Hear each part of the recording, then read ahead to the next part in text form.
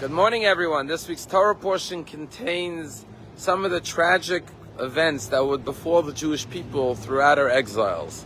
And one of the verses says that the Jewish people will be like a blind man groping in darkness at night.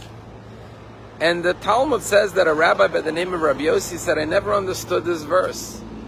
If he's a blind man and he's groping in darkness, what difference does it make if it's during the daytime or at nighttime? Either way, the person is in darkness. And Rabbi Yossi says, one day I understood it as I was walking at night in a forest, and I saw a person carrying a lantern walking towards me. But when I got closer, I saw that this man was blind. And I said to him, why are you carrying a lantern if you can't see?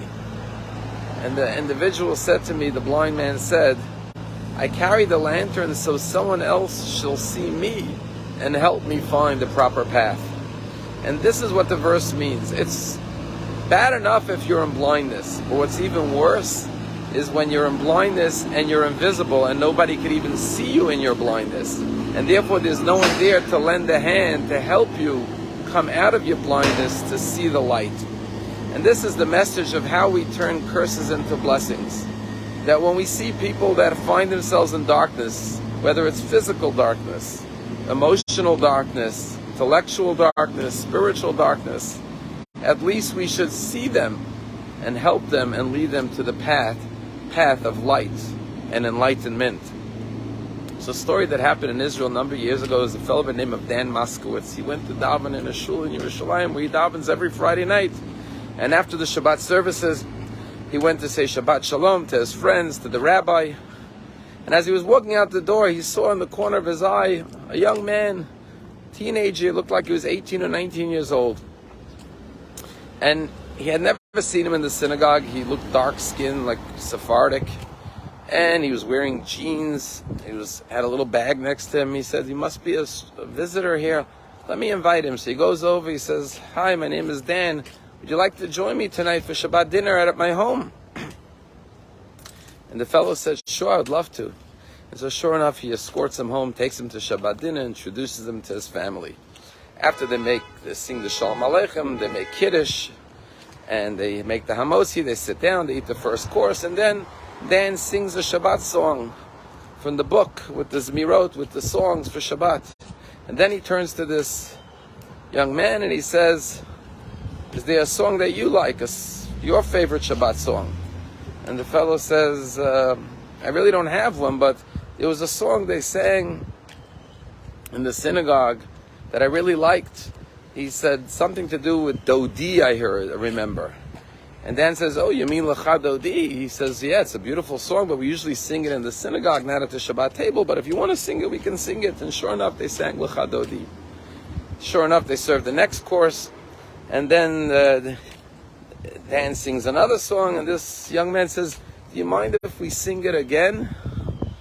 I really like that song. So he says, sure. They sing another melody of Lecha Dodi. And then, at that point, Dan says, I didn't get your name, and where you're from. Where are you from? So he says, I am from Ramallah. Now in Israel, there's a city called Ramla, which is a Jewish town, and then there's Ramallah, which is an Arab town. And he said, Ramallah? What's your name again? He said, oh, my name is Mahmoud Ibn Sharif.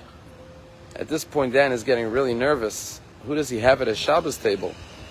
Ramallah is not a very safe place for Jews. And this young man says, don't get nervous. I see you're getting worried. Let me tell you who I am. He says, I grew up in a home where my father was always espousing hatred towards Jews. And I would always challenge him. I said, but they're our cousins. Why do we hate them? Doesn't the Quran say we should love our brother? And my father would get angry at me for questioning him. But last week, I challenged him again. And he got so angry, he said, get out of my house. And he threw me out right then and there. I snuck back into my house at night to get some of my things. And my mother came into my room, saw me packing up. And she started to cry and she kissed me and she says, listen, it's good that you're going from this home. She said, I made a terrible mistake when I was young.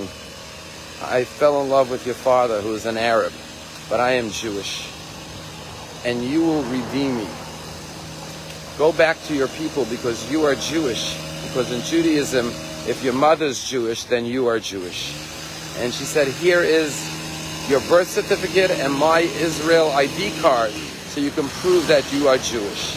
But then before I left, she gave me a photograph, and she said, I want you to take this photograph because it's a photograph of your grandparents when they came to Israel, and they immigrated to Israel, and they went to Tzfat, to the grave of a great rabbi who we are descendants of. And in this photograph, you see them standing at the grave of this rabbi, so you should know you're not only Jewish, but you come from a great rabbi.